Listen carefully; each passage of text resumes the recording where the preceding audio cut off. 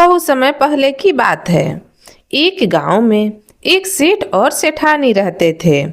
सेठ और सेठानी काफी पैसे वाले थे, लेकिन वह पूजा पाठ कुछ नहीं किया करते थे। किसी का लेन देन दान पुण्य से कोई मतलब नहीं रखते थे। सेठ लोभी प्रवृत्ति का था। उसको बस पैसा जोड़ने की लत लगी रहती थी। लेकिन सेठानी थी, वो भी पूजा पाठ नहीं किया करती थी। उसी गांव में एक पेड़ पर एक चिड़िया रहती थी। उस पर उसका घोंसला बना हुआ था और उस घोंसले में उसके छोटे छोटे बच्चे थे। वो चिड़िया रोज गांव के घरों में जाती और दाना चुग कर अपने बच्चों के लिए लेकर आती। गांव के घरों में दाना चुगने जब वह जाती तो सेठ और सेठानी के घर को देखकर सोचती कि यह गांव में सबसे बड़ा घर है, लेकिन इस घर में उसे एक भी दाना नहीं मिलता है। वह चिड़िया रोज यही सोचती कि आखिर इस घर में क्या है जो उसे एक भी दाना नहीं मिलता है। एक दिन वो सेठ और सेठानी के घर के छज्जे पर जाकर बैठी हुई थी तो सेठ और सेठानी आपस में बातें कर रहे थे। वे कह रहे थे कि हम क्या करें, हमारी कोई भी संतान नहीं है। हम इतना रुपया पैसा जोड़ रहे हैं, लेकिन इसे भोगने वाला तो कोई नहीं है। यह कहकर सेठानी रोने लगी, क्योंकि हर इंसान की चाहत होती है कि उसके औलाद हों।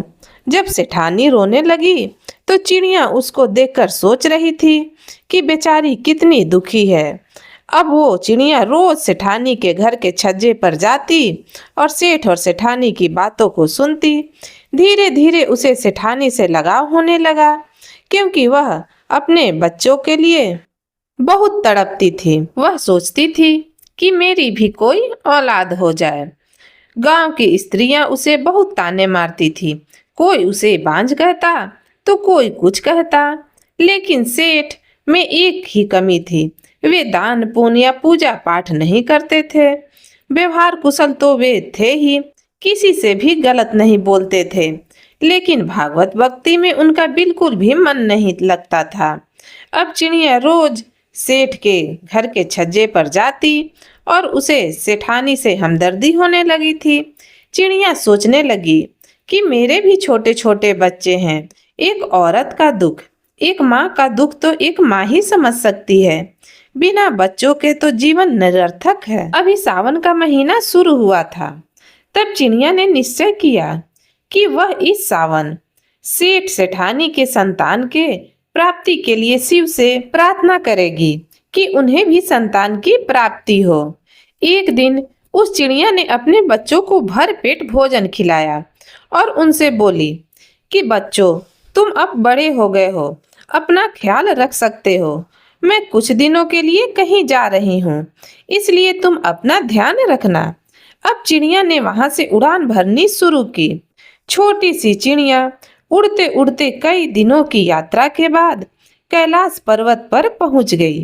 भूखी प्यासी चिड़िया कैलाश पर्वत पर महादेव और माता पार्वती के पास जैसे ही पहुंची, उनके चरणों में गिरकर बेहोश हो गई।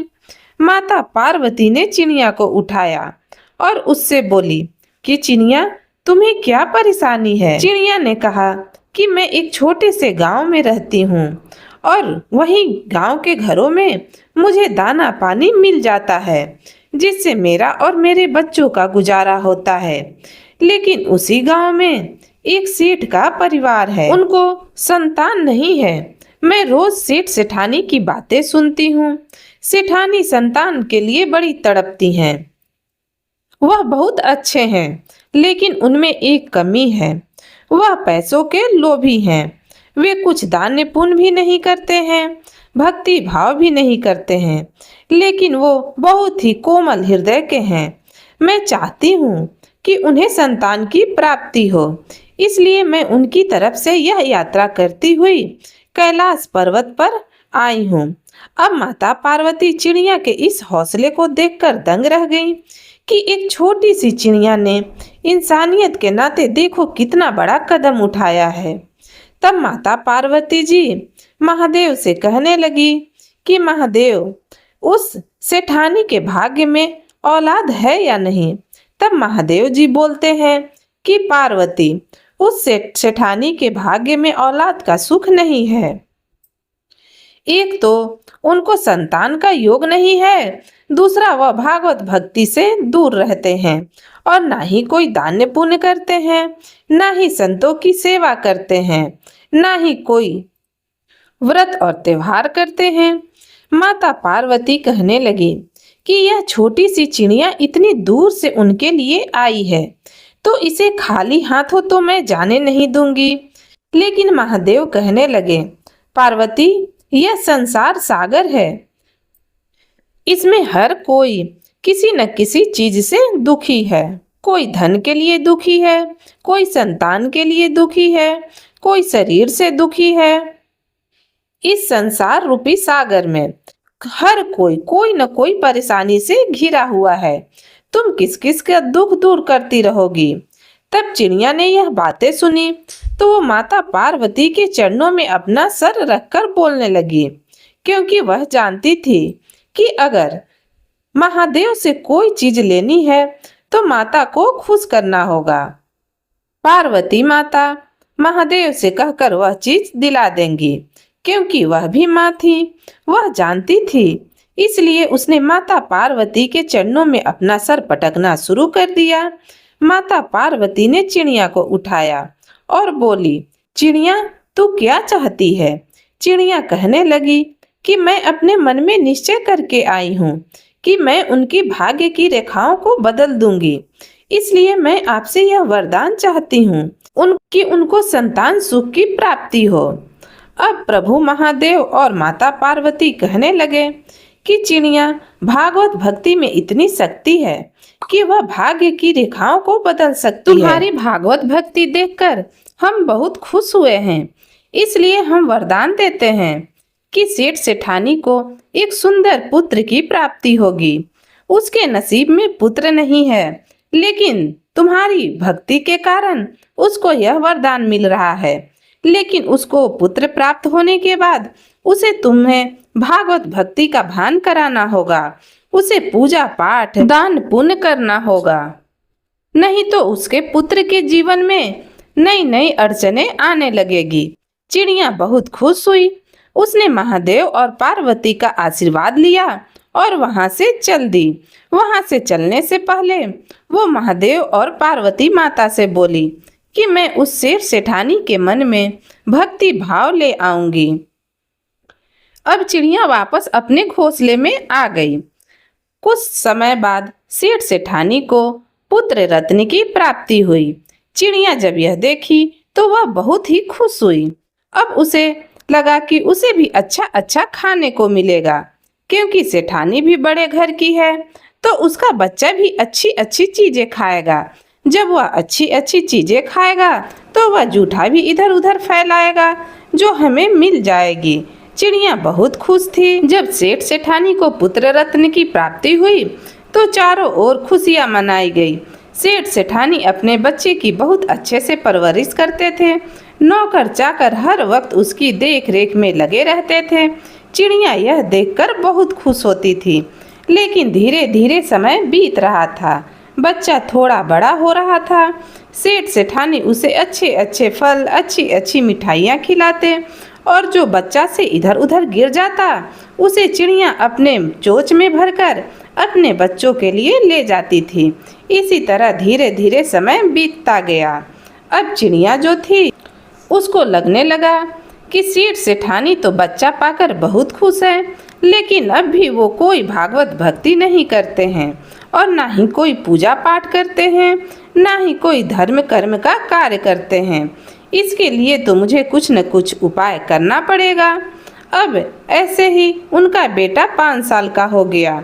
अब चिड़िया ने एक उपाय सोचा कि इनको भागवत भक्ति का ज्ञान कराना जरूरी है। चिड़िया फिर से कैलाश पर्वत की ओर उड़ान भरी। कई दिनों तक यात्रा करने के बाद चिड़िया कैलाश पर्वत पर पहुंच गई। चिड़िया को फिर से देखकर माता पार्वती ने कहा कि अब क्या परेशानी है, अब तो सेठ सेठानी को संतान का सुख मिल गया। अब चिड़िया हाथ जोड़कर महादेव और माता पार्वती से कहने लगी कि हे माता, मेरी एक समस्या है। मैंने आपसे कहा था कि मैं सेठ सेठानी को जब पुत्र की प्राप्ति हो जाएगी तब मैं उन्हें भागवत भक्ति में ले आऊंगी, लेकिन मैं इसमें सफल नहीं हो पाई क्योंकि मैं तो बोल नहीं सकती और वह मेरी भाषा समझ नहीं सकते। अब आपको मेरी सहायता करनी होगी। तब माता पार्वती महादेव से कहने लगी कि चिड़िया की तो बात ठीक है, सेठ सेठानी को तो भागवत भक्ति का ज्ञान कराना ही पड़ेगा। अब माता पार्वती और भगवान शिव दोनों ने एक सन्यासी का वेश बनाया और वेश बनाकर सेठ सेठानी के घर पहुंच गए और वहां जाकर उन्होंने भोजन करने की इच्छा प्रकट की। सेठ सेठानी तो वैसे ही कंजूस थे, वो उन्हें भोजन कराने को राजी नहीं हुए, लेकिन पता नहीं क्यों एक दो बार बोलने से सेठानी का हृदय परिवर्तन हो गया और उसने उन्हें आदर सत्कार के साथ अंदर बिठाया और भोजन कराने लगी। छोटा सा बच्चा पैरों में घुंघरू बांधे छम छम करता हुआ इधर से उधर घूम रहा था। छोटा बच्चा आकर महादेव पार्वती को खाना खिलाने लगा, जिससे महादेव और माता पार्वती बहुत खुश हुए। वह बच्चा तो माता पार्वती और महादेव की कृपा से ही था, उनमें बहुत ही अच्छा संस्कार था। भोजन करके माता पार्वती और महादेव भगवान वहां से जाने लगे तो उन्होंने सेठानी को बोला कि तुम बहुत बड़ी गलती कर रही हो, जिसका खामियाजा तुम्हारे पुत्र को भुगतना पड़ सकता है। ऐसा सुनकर सेठानी घबरा गई, क्योंकि बहुत सालों बाद उन्हें पुत्र की प्राप्ति हुई थी। वह अपने पुत्र के जीवन पर कोई संकट नहीं देखना चाहती थी। वो हाथ जोड़कर बोली कि हे साधु बाबा, हमें बताइए कि हम क्या करें जिससे हमारा पुत्र सुरक्षित रहे। तब माता पार्वती और महादेव भगवान जो साधु का वेश बनाकर आए थे, वो बोलने लगे कि यह जो तुम्हें पुत्र की प्राप्ति हुई है, यह तो एक चिड़िया की भक्ति का तुम्हें फल मिला है। उस चिड़िया ने तुम्हें संतान सुख दिलाया है, लेकिन वह तुमसे भागवत भक्ति नहीं करा पाई, भागवत भक्ति के प्रति लगाव नहीं लगा सकी। तुम्हारा मन भागवत भक्ति में नहीं लगता है। तुम आज से भगवान की भक्ति किया करो, दान पुण्य किया करो, गरीबों को भोजन खिलाओ, तब तुम्हारे पुत्र पर कोई भी परेशानी नहीं आएगी। तुम दिन दुनी रात चौगनी तरक्की करोगे। तुम्हारा पुत्र भी बहुत संस्कारी और संस्कारवान बनेगा। अब उन लोगों को अपने किए पर पछतावा होने लगा कि हमसे भली तो एक चिड़िया है। अब वो माता पार्वती और महादेव भगवान उस चिड़िया की पूरी कहानी उस सेठ सेठानी को बताते हैं कि कैसे एक चिड़िया ने उनका दुख सुनकर कैलाश पर्वत पर आकर उनके लिए संतान सुख की प्रार्थना की थी। अब सेठ सेठानी को भगवान की महिमा समझ में आ जाती है और वो दान पुण्य करने लगते हैं, भागवत भक्ति करने लगते हैं। दोस्तों, अगर आपको हमारी यह कहानी पसंद आई हो तो प्लीज़ इसे ज़्यादा से ज़्यादा शेयर करें, लाइक करें, और अगर आप मेरे चैनल पर नए हैं तो नई नई कहानियाँ सुनने के लिए मेरे चैनल को सब्सक्राइब भी करें। धन्यवाद।